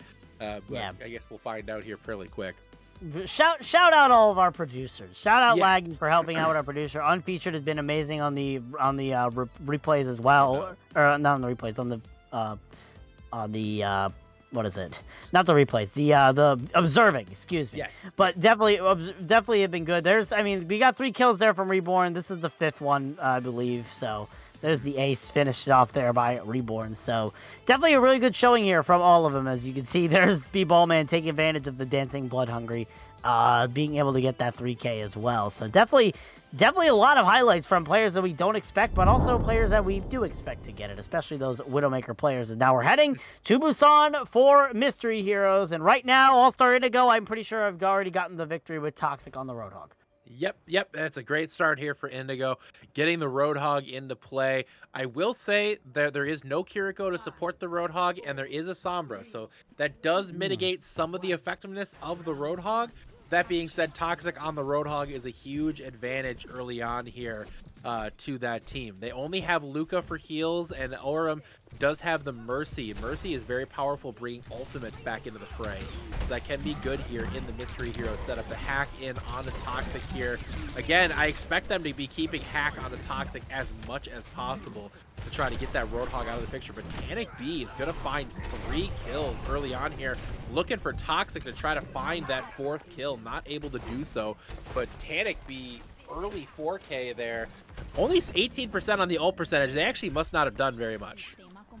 Yeah, I mean, it seems like that they weren't able to do much. Shanby did get a pair of kills to start off. Might have just been final blows. Regardless of which, Indigo, now we see them swapping over heroes. Now they don't have a healer, but now they have a Junker Queen, which is basically a self-healer. But, I mean, no healer means it's going to be difficult, especially when Tanic B is just pushing forward. That's true. Tanic B is giving them the business right now on this Reinhardt. Ashes, worth noting, already almost to the Valkyrie, so very, very quickly building up that Valkyrie in play. I'd be curious to see if they use that for actual team healing or if they use it for the fun thing. We'll see what they do. It looks like Ashes, she's going to go ahead and use it for the healing. I have questions about that, Ashes. Would you please pull out the Glock, because everybody wants to see it. Everybody wants to see it, yeah. It doesn't look like we're going to get that from Ashes here, unfortunately. Try on this Bastion, looking for a couple kills, not able to finish them off, but pops the artillery barrage and will find a couple, including Toxic, taking down that Roadhog. A huge play there. And the disrupted res too. Very, very big play there from Try and yes, I had that backwards. We're good. Yeah, it takes a bit, but now we've run into a situation where All-Stars Aurum basically have a 1-2-2 composition if this res goes on to Tanic B, yeah, we do have a 1-2-2 composition. The Junker Queen, Bastion, Sombra composition. You know, I love this composition, especially when the Junker Queen and Bastion and the Kiriko all die at once. Exactly. It's the best moment right there. That's what you kind of all hope for, because, ew. But here we are nonetheless. We have exactly that kind of ew moment in front of us here. But the point flip is now in play. Indigo starting to tick that one up here at an 82% for Aurum. Aurum have 4 tanks. Ooh, that's a problem. No healers, though. They have 2 wrecking balls. They have EMP, and that is very strong here. It could be, especially if you're able to get this kill onto Zorfcon. Doesn't find the kill, but Toxic now out of the picture thanks to Try, and now Fungin as well. I mean, the 4-tank strategy could very well work here. Oh no, but the Blizzard is a Oh, what the absolute heck did we just see there? I cannot believe that Choi killing 3 with that Death Blossom. 4 tanks they were up against. They were up against 4 tanks and an EMP, and they managed to win the fight. But I guess they had 2 ults of their own, so. Yeah, that's fair. I mean, Indigo did use the Blizzard and the Death Blossom, so I assume the Blizzard caught a few, but now Choi Siwon gonna be succumbing to Ash's DPS Moira, so that's probably a very big downgrade into the resume of Choi Siwon, as the point's gonna flip back over for Aurum here with their 4 supports and 1 DPS in a Junkrat. Yeah, this is what comp games used to look like before they implemented roll lock, by the way. Yeah. Regardless of which, Indigo trying to answer back with the blade from Fungin. Fungin right now popping the blade, takes down Blood Hungry there, almost able to take down another, but it doesn't look like they're going to find any more kills quite yet. The unboosted blade not able to do a whole lot as Toxic gets taken down there by Rocket, but Rocket immediately dropped then by Luca, and it looks like, again, we have this kind of kill trade going on right now where nobody's really taking control. Yeah, definitely. There is no control on either side. Now we're going to be seeing a 3 support comp coming out from Aurum. They exchanged one of their supports for a DPS here through Hall of the Madness, but still, Ashes is alive here on this Moira. Now Tanic B's going to town on the Genji. We had 5 DPS in play for Indigo, and that went about as expected. Coalescence in from Ashes here as she cleans out the point. Rocket staring that turret in the face, no fear whatsoever, as the point ticks over for Aurum, and that is point A going to Aurum. Aurum doing a good job there, taking the first point here on Busan. Of course, we do play all 3 points, I believe, so... Yes, so we do play all 3 points, so no matter what, we're going to be seeing Mecha Base here as we head over to Sanctuary. Right now, Indigo, they once again have found themselves with a Roadhog. I'm starting to think that there is a little bit of suspicion going on. Someone check the PCs of Indigo. We need to make sure that they aren't hacking and immediately putting themselves in a situation where they find these. You know, that's great that they had the Roadhog last time, but look what it got them. Absolutely nothing. So well, it was Toxic on the Roadhog. This time it's Luca, so it could be true. It could be a difference. Big difference. It could be a difference, either positive or negative. We are not sure yet. But we will find out here very soon. Try. I'm gonna hope that was a TP off the map that wasn't expected, because they do have the Symmetra. So yeah, well, they will be back. So you can't kill yourself out of a hero here in Mystery Heroes mode. So Try is on the Ana here, gonna have to try to get back into the fight quickly. Rocket going to take down Choi Siwon here. It's a great start for Aurum, but Rocket will fall here, as well as now Try back in the fight, putting out the healing. It does look like Indigo or Aurum is going to back it up here and try to get a reset. I like how Tanic B just sat there, even though the one shot did not come in from the Roadhog. Tanic B just waited because they knew that they were dead the second that the Roadhog hooked them in. Regardless, Indigo doing a pretty good job here. Now they have that Cassidy as well from Choi Siwon being able to help them out in the damage department a little bit more. I believe it was a Symmetra before, but still, Aurum trying to push in there. Now they have a 3 support composition with the Sigma from Blood Hungry, but now they've lost 2. Nope, that's unfortunate. You hate to see it there. As Tanic B and Ashes are taken down. What a sleep, though, on the Choi Siwon. Going to take them very low, and they will get dropped as the double Ana composition for Aurum is in play. However, the Junker Queen finds the knife there, goes to work, looking for another knife, finds only a Zarya bubble instead. Toxic going to have to get out of here while they can, trying to hang on to that huge amount of ult charge that they do have. So we could see Toxic getting an ultimate in here. on this Junker Queen. The Rampage is very much in play, as well as Fungin's EMP. That EMP cannot be ruled out as well. Speaking of ultimates, Luca with the whole hog. We're going to have 3, maybe 4 ultimates coming up here for Indigo. Amplification Matrix now from Zorthon. Toxic popping the Rampage as well as the ultimates start going to work for Indigo, but Blood Hungry is going to be the one to find kills, finding 2. Here comes the whole hog from Luca trying to clear off the point. They take a breather real quick on the point as well. They're going to be taken very low, not quite able to hang on, and that is going to be a point flip for Aurum. Yeah, Aurum, really good job there being able to cycle out those ults. They did have like 3 tanks and 2 supports. Basically, they were running goats. Still, they're doing a really good job being able to sustain that. Now they're just pushing forward. Fungin on this Pharah is not long for this world, but will be able to get healed up thanks to the help of Zorthon and Luca here. So now there's potential for Indigo as now they have a 1-2-2 composition. Doomfist, Pharah, Tracer, Ana, Zen. This actually is a kind of composition you could see in your rank game. So absolutely. It's possible that they could try to take it with those mines coming out from Blood Hungry a little bit early, but now Tanic Beast found Fungin.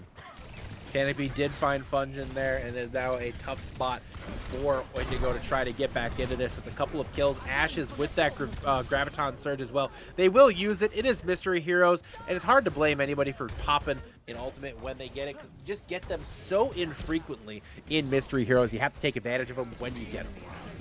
Yeah, definitely. You have to be careful about that, especially in Mystery Heroes. So we'll see what the move is here from the side of All-Stars Indigos. Right now, Rocket is going DPS ham right now, trying to go in there as now it's once again a 1-2-2 composition from Indigo. They have the Zarya now from Choi Su-won, who did get a buff earlier today, so we could see that Zarya starting to pop off when it matters the most. As right now, Blood Hungry getting beamed down, and I believe might have gotten trapped. No, I think they were just standing there. I think they were as well. I'm pretty sure they were just standing there. But hey, here we are nonetheless. I mean, it's you know, for Choi, you got to figure, hey, let's an opportunity. Maybe we can actually see how this new Zarya performs with this little bitty buff that they got. That being said, Riptire in, not able to kill the Nano Choi Su-won on the point. Choi at 100 energy and with the Nano boost. That is a lot of damage, as they say, as the kids are saying these days. And that is going to be a point flip, it looks like, for Aurum here. Yeah, Aurum able to benefit off that Nano Boost. It kept Choi Su-won alive, and it was able to make sure that Zarya could just rip and tear. Solo grabs Try not having a fun time right now. Forced out the Defense Matrix and the Immortality Field here. So there is a chance here that Indigo are going to be able to hold this. Is now 93%. Somebody from Aurum has to touch. They do have the Wrecking Ball and the Diva here, so they have to try and go as quickly as possible. 99%. Is anyone there to touch? Yes, it is the Pharah of Tanic. Tanic Beast tries to get in there, is able to stay alive briefly, but is going to be dropped. Fungin uses Molten Core on the point as well. There's just too much presence here for Indigo. They do get control of the point. They will hold on. Choi Su-won getting on that Zarya is just too much for Aurum to deal with, and it's tied up here 1-1 on Busan. Yep, it is tied up here as now we're heading over to Busan Mecha Base to decide this next map. It can't get any closer than this. Well, it could, but regardless of which, it definitely has been a close series. As now we see the two teams right now and what they're going to be starting off with. And we see Ramattra on the side of Indigo. We did see Ramattra on Busan Downtown, but it wasn't for long. It was only toward like the last 5 seconds of that map. But now we're going to finally see our first Ramattra play from the Discord tier players after 3 whole maps. We're finally seeing Ramattra. Oh, but it's coming out from Toxic? Oh, no. Oh, no. You hate to see it, folks, but nonetheless, it is in play. Finally, the Ramattra seeing a little bit of play here in our feature match here tonight, and hopefully something big will come out of this, but, you know, we'll have to wait and see what Toxic is able to pull off. Ramattra has been an interesting hero as they've been slowly integrated into the competitive game state. Definitely strong in the lower elos, but seems to be kind of beat up in the higher elos quite a bit. So good if you're looking to try to climb out of those doldrums, the basement dwellers here. But you know, if you're really just trying to play Roadhog. I mean, yeah, Roadhog might be the answer here, but no Roadhogs on the field yet means that Indigo is starting to push forward a little bit. Choi Su-won is the only casualty for them thus far. Was able to find 2. Is Toxic able to get the first Ramattra kill of the match? Make that 2. Gets the 1 on the Blood Hungry as well. And Indigo, they're going to get that point first here with now a triple tank setup. Who needs support when you're Team Indigo? You know, Indigo is absolutely in control right now. They do have a lack of healers. So they're going to be hunting for health packs. Toxic had an opportunity to take that mini pack. Chose not to. Questionable move. We'll see how it works out for him. Nonetheless, he's going to continue to push forward here into Aurum as they try to take this stairway. Toxic, and really all of Indigo is so very weak right now. And there goes Toxic, not able to continue survival any longer there. Fungin very low, dropped as well. So no healer, not working out well for Indigo here as Bloodhungry. Poor Luca jumping into the middle of that shot. I'm pretty sure that wasn't intentional from Bloodhungry. If it was, that's very impressive reaction time. If it's not, then just poor Luca. Yeah. Either way, it's a poor for Luca. And Rocket gets a hammer kill on a Toxic to cement All-Star Aurum. The point here is now they're going to be able to have it into their favor. But now All-Stars Aurum don't have any supports. Neither does Indigo. We're playing a supportless game here. These two teams are currently battling out to see who's the better in each category. Rocket's going to get picked out here, so now there's a potential for Aurum to find a support. But Indigo, they got to start pushing in with no supports of their own. I mean, it's just about who comes up with the big kills right now, and that we'll see how exactly this goes down. It's going to be an interesting turn of events here, but it does look like Indigo is in control. Bloodhungry trying to get the turnaround here on the Sojourn, sliding after Toxic, trying to win this hit scan duel. No. Toxic looking to try to, they can absolutely not, as Bloodhungry wins that duel here. To see the Roadhog in play here. Zorthcon, the only person who can distribute any sort of healing on the field. Oh, I spoke too soon. Try now in play. Zorthcon not able to stay alive, however. The point is still ticking for Indigo, however. They continue to stagger in. Luca trying to pick up some kills, not able to do so. Ashes with those shotguns finds out the Junkrat. Is going to end there, and there goes Ashes again with yet another kill. And there goes Indigo at 72% counting though here, Bowsy. Yeah, definitely. Indigo have a really good percentage right now, but they just need to find these right heroes. They just have to keep relying on their laurels right now. Find those right heroes through the randomization. Right now they have a Wrecking Ball and 4 pretty hefty DPS. Pharah, Ashe, Hanzo, and Sojourn can do a bunch of damage against Aurum, which only have that Brigitte relying on for heals, but I mean, it's try on the Brigitte. That's a death sentence in itself. Hey, try on the Brigitte is, I mean, if you ask Emong, very, very strong Brigitte. Yeah. It was on a stream. It was on a stream. I mean, it's still Brigitte. That's the main problem, however, though. It's still just Brigitte. And in the end, that doesn't really add to a whole lot.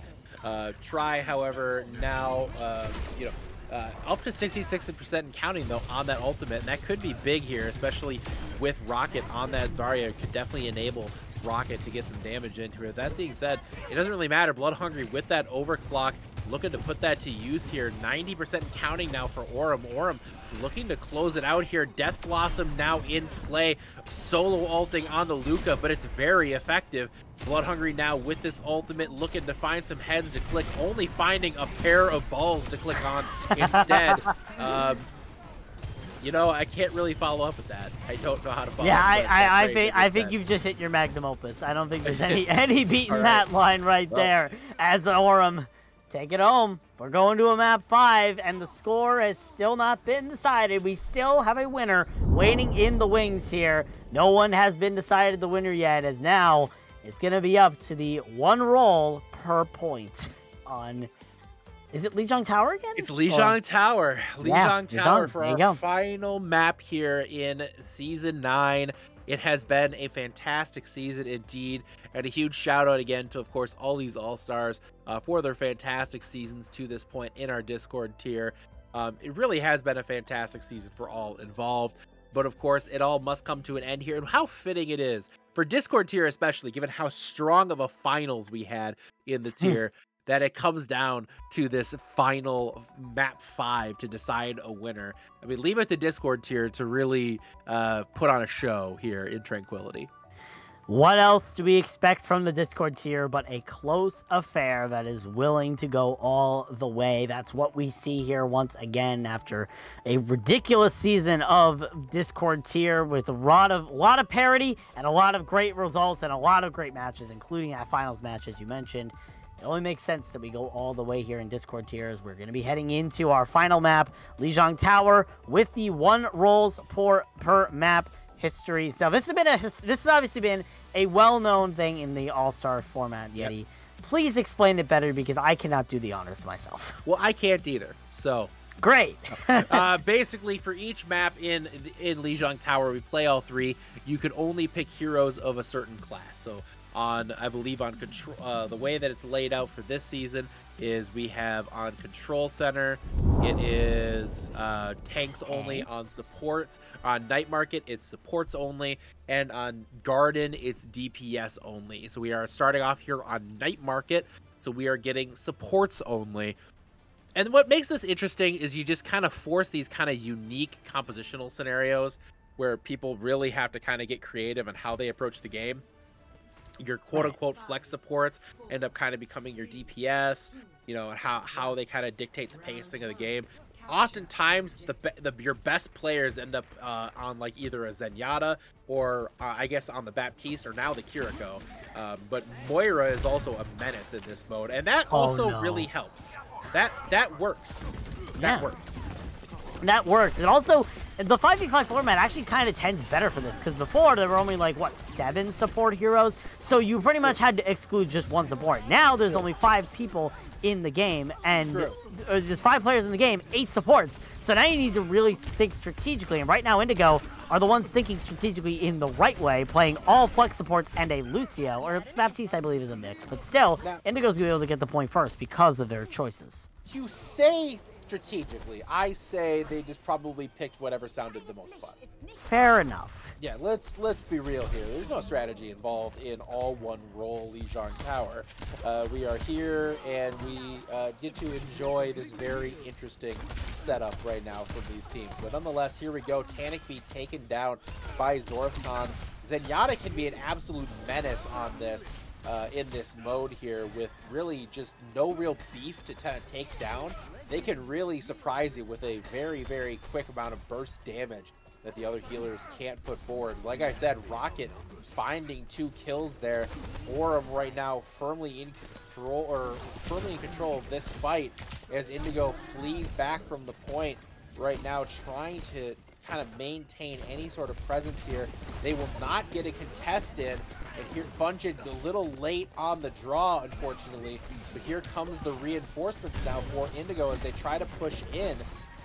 Right now, it's really unclear as to kind of who's doing the most work out there, per se, but it's kind of been a mixed bag in the kill feeds. Nobody's really dying right now, but Amplification Matrix from both Baptiste now in, and here we go. Here comes the Kitsune Rush as well as a Transcendence from Rocket. So here comes the beat. The sound barrier now dropped from Fungin. It is Q pressing time, folks.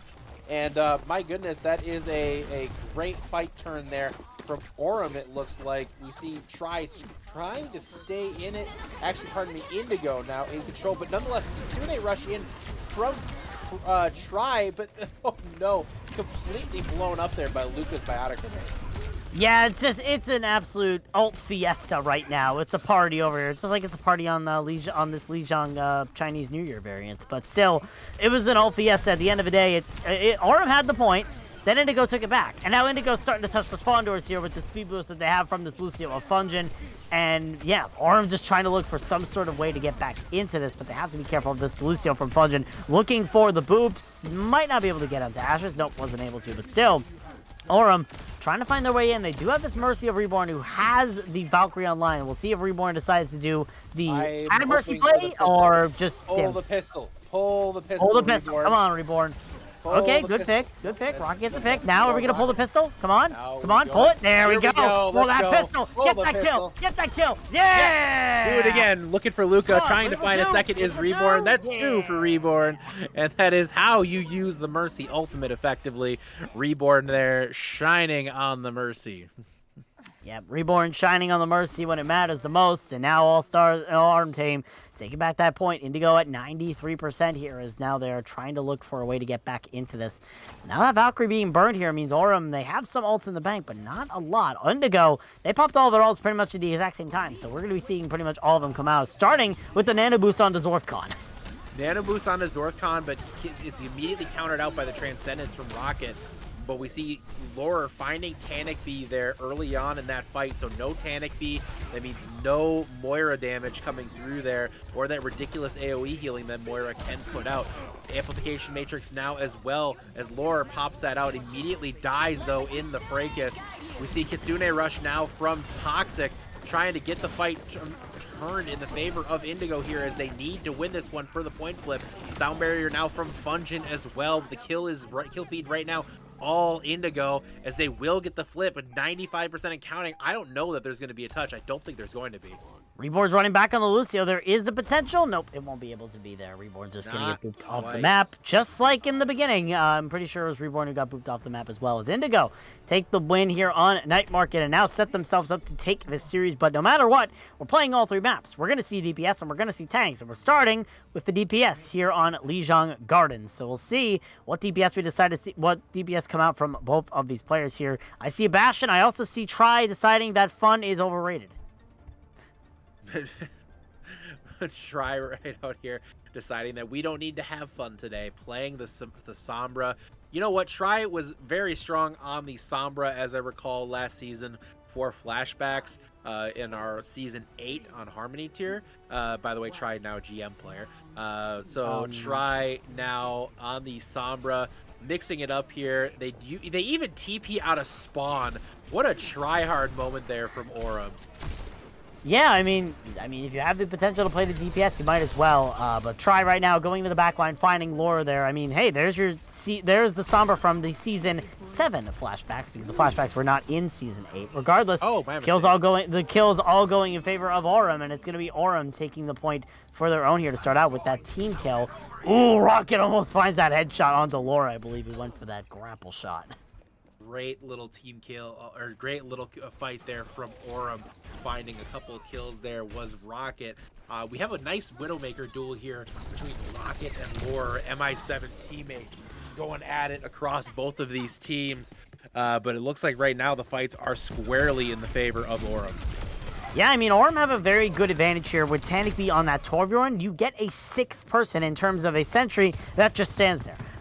I mean, it's better than most of my ranked teams. Regardless of which, it's still somebody to help you out with all the damage, and it can definitely help when the enemy team does not have any healers, except for Laura on the Soldier 76. So we'll see as Aurum still in control, 35%, and they are still cleaning the floor. One by one, the picks fall. Zorfcon, Laura, Toxic, all back to the grave. Ashes does get killed out, but Aurum still in a stable position to keep this point in their control.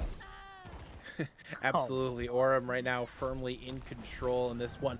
It is worth noting, I did decide to take a peek right now at the what was going on with the VCs, and it looks like they're all in the same VC together. So clearly integrity is out the window, but it's all well-run roll on All-Stars. So let's have some fun. Rocket on the Widowmaker here, not able to find a kill. We see a lot of players very low right now for Aurum, and it is going to not quite be taken advantage of, it looks like, as it looks like Aurum is going to able to get restabilized, and they're going to continue this fight, and they're going to be in control as Ashes finds a few kills. Yeah, but Indigo are able to flip the point here, so Indigo could try to stall this out. As I say that, Laura dies, but still, they were able to get 10%, so now you're basically looking at Indigo having one extra fight under their belt once they get everybody recuperated, so they have an opportunity to try and flip this into their favor. They have to be careful, though, as that EMP is big. That's a pretty significant EMP there from Try, finding a couple of Indigo there. That's really the last opportunity that Aurum had to recontest here. Laura does get the kill onto Rocket, but now is hacked, and the Molten Core as well in play, and that is going to be a strong win on this point here for Aurum. And we're going to go to Control Center now, where it's tanks only. Yep, and what a better way to decide it than a tiebreaker on a control map to decide the winner of our All-Star game in Discord. Again, it couldn't get any closer than this at this point, as now the tanks are bringing out. I expect we see a Roadhog from both sides, and what do you know, Laura and Rocket proving my point correct here, as everybody trying to sort out their tanks. And it definitely can be interesting, because obviously the tanks rework to a state where now they all can be set as one person. What happens when you set 5 tanks in the same room? Let's just hope we don't have a server crash. You know, I think it's going to get interesting if we throw them in the server room. Maybe that'll happen, but it's going to be an interesting little setup here. I'm very curious to see who manages to come out on top here in what is going to be quite a crazy final map here. Taking a look at both these teams right now, we do have only one Roadhog in play, which is a bit of a surprise. We do see matchups here with dueling Zaryas and dueling Orissas, but those are the only mirrored tanks right now. So we do see quite a bit of variation between these two teams. That said, it looks like right now Indigo is coming out on top as Aurum health pools are all very low. Diving in is Reborn. They will be dropped here as Luca resorting to going to hands there on that Ramattra, and that is powerful in that Nemesis form. That is a very, very strong start for Indigo.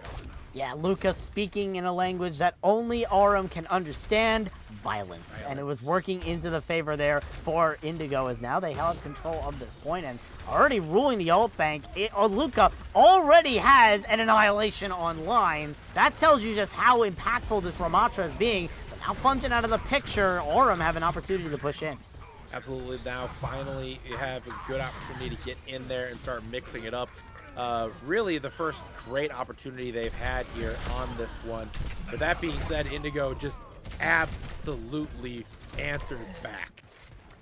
Yeah, Annihilation is a powerful ultimate, especially when there are no healers apart from the Roadhog that only heals himself for 350 health every 8 seconds. So it works in the favor there for Indigo. They continue the hold here, but now it's going to start getting a little choppy as Aurum starting to push in. They have this Meteor Strike from Reborn. The whole hog is almost there, and from that Panicky as well. So we'll see if Aurum are able to start pushing forward, as already Reborn taking space and taking their lead back to the spot. Right now, they are in control of the situation here. Is Aurum. They do have a long path to go. 70% already on the clock here for Indigo.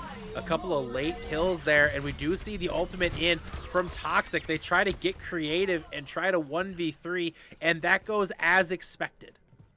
Yeah, really, the Terra Surge is only impactful if you have targets that are low. When you're playing against tanks, it's very difficult to hit a Terra Surge that will kill somebody. I mean, Glitch can tell you all about getting hit by a Terra Surge, regardless of which. Yeah.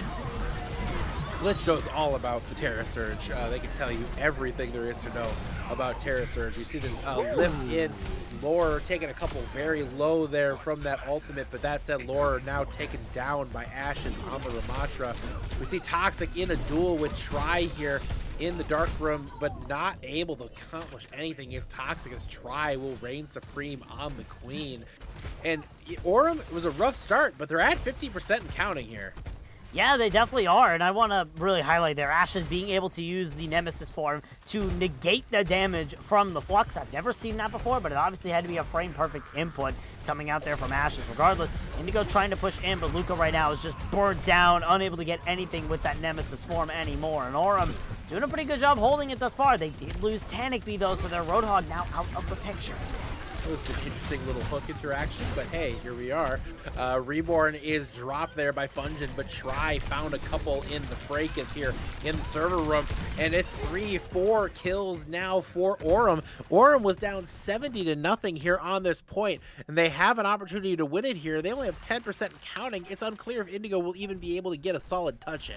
It's going to be difficult because nobody on Indigo really can move fast. You have now all really stable tanks with low movement. The closest to the point right now is Luca, trying to push forward with the rest of Indigo, as now is Zorfcon able to touch in time, but the Annihilation's going to do nothing. Luca just walks away, doesn't get any value with the Annihilation.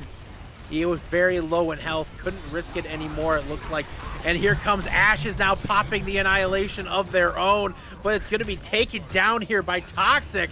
And it does look like the decision to play conservative here from Luca may have been the correct solution there. And it does look to have enabled them to get back in there. And yes, it will result in a point flip here for Indigo. And it looks like we're setting ourselves up for quite the last fight with just a couple ults on the table here, Bowsy.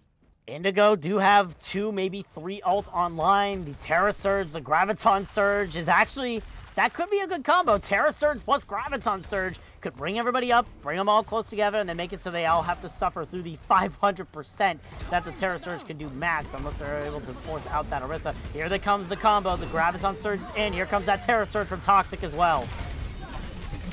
A huge Terra Surge there, getting everything kind of started off here. The ultimate barrage from Indigo. Looks like it's going to be too much. Reborn does find a kill there. Here comes the lift from Laura as well. Gravitic Flux, very effective at taking down Ashes, and the point flip will not come through here, and that is Indigo will come out on top and take this matchup here in our All-Stars Discord tier match. Yeah, and what a good all-star showing we saw here. Obviously, Indigo doing a really good job alongside Aurum. I mean, either of these teams could have won on a given day. I mean, that is safe to say. But at the end of the day, it's of course Laura, the person who had the 100% match win rate before the grand finals, taking home the victory here with All-Stars Indigo. That's true.